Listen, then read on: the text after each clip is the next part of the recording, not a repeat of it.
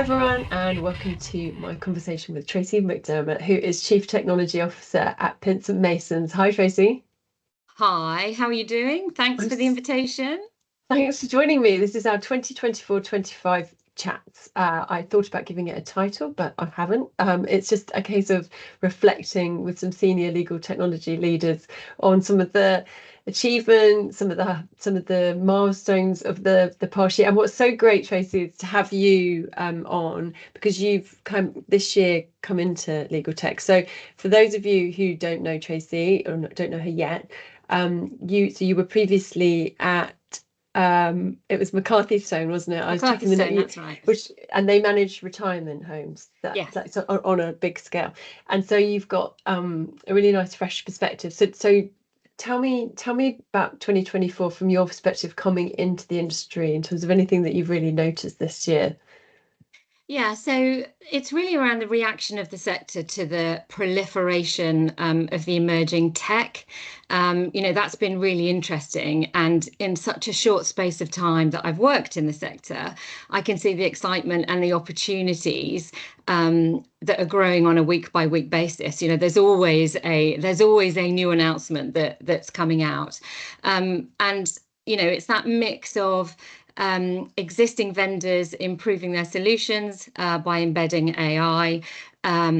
It's about the new entrants that we're seeing into the sector with the new solutions, and a real surge in those partnerships between law firms and tech businesses. All of that is, it seems to be going super quickly, and there's a real focus on those three things I'm seeing. Does it jump out? We're always doing navel gazing in terms of, are we behind? Are we ahead? How does it feel to you compared to your previous experience? So I think from a legacy perspective, it's quite behind.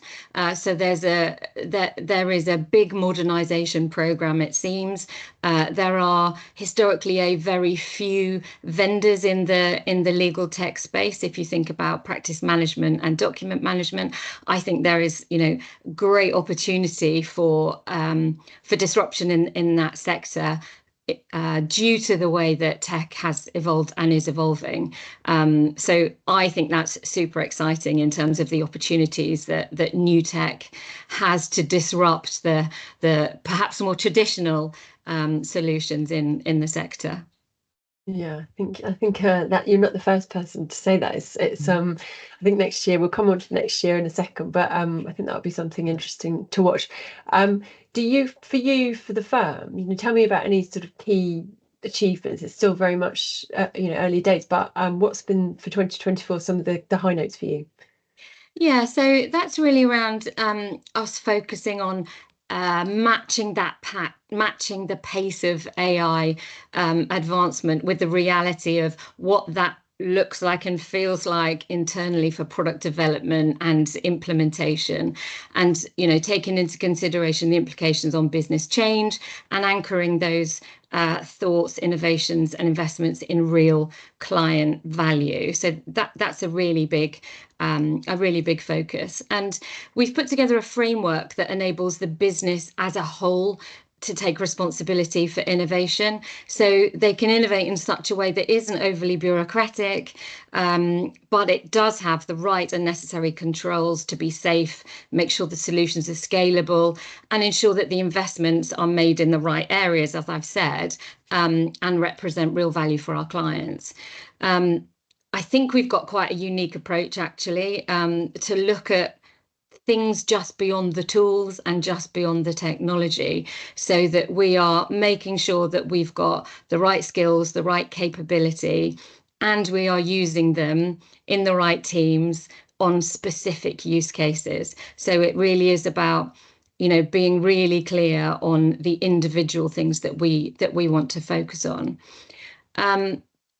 I think that we also focus on tools that give us the greatest flexibility and the greatest transparency, so that we can deliver against that broad spectrum of opportunity, not just, again, as I've said, that one individual piece. And the other key achievement is that we have invested in a range of solutions that we are, piloting and POCing and rolling out to varying degrees in the organisation. So I think we've made great, great progress. Yeah, sounds exciting. I look forward to chatting to you more about that. Obviously, right now can't do too much, but that's so exciting. And those are all things that you've put in place since you arrived, or some of it is a continuation? Yeah, some is a continuation, and we have to always evolve it as the organization is changing, the client needs are changing, and obviously the tech is improving. So we are evolving that, yeah. Yeah.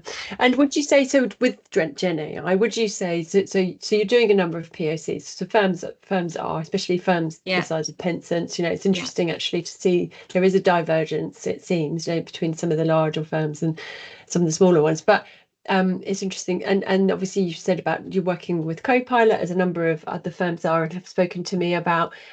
Is there a kind of, when it comes to Gen AI, is there a way, Copilot, a lot of people are using Microsoft extensively. It feels like a natural progression. It's a way to enable staff to start using it in their everyday lives, and within a certain degree of ensured security, all of that sort of stuff.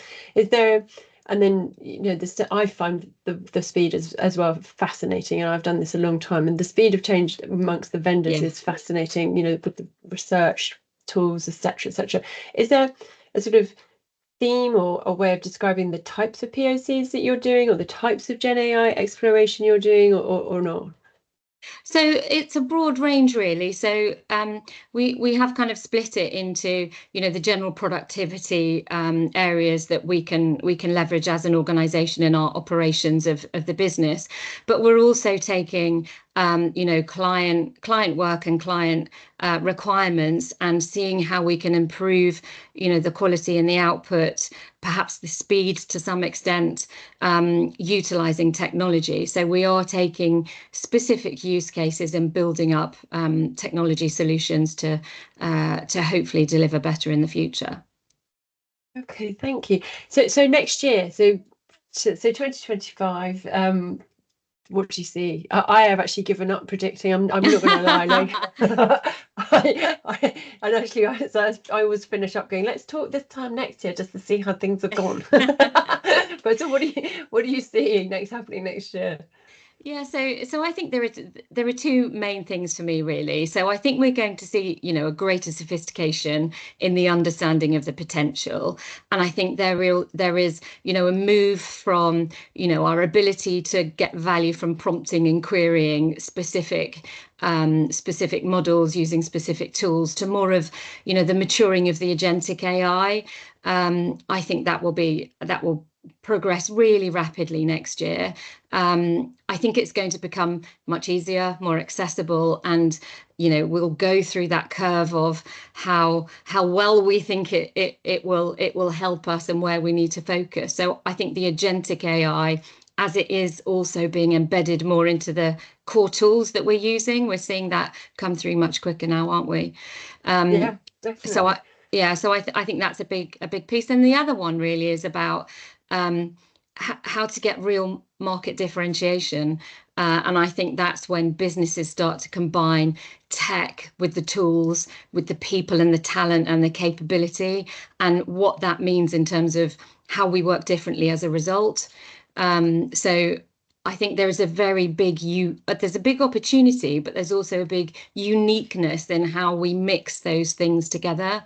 And as we get more comfortable with the tools, I think that combination will drive real differentiation in the next 12 to 18 months. Yeah, I can't wait. Well, as I said, let's catch up this time next year. Hopefully we'll get a chance to do a bit of a deeper dive into some of those things you've touched on, because I think the agentic AI, I did a webinar the other day, actually, with Net Documents. So it'd be interesting, in a space we're seeing sort of developments among legal tech vendors, but it'll be so interesting, as you said, to see what we're seeing in terms of, you know, how things progress amongst more mainstream tech. It's going to be fascinating. I can't wait to catch up. I appreciate your time. Thank you so much. And maybe we will have the opportunity to reconsider or to have a look at our predictions next year. That'll be great. Thank you so much. Thank you. Bye-bye. Bye.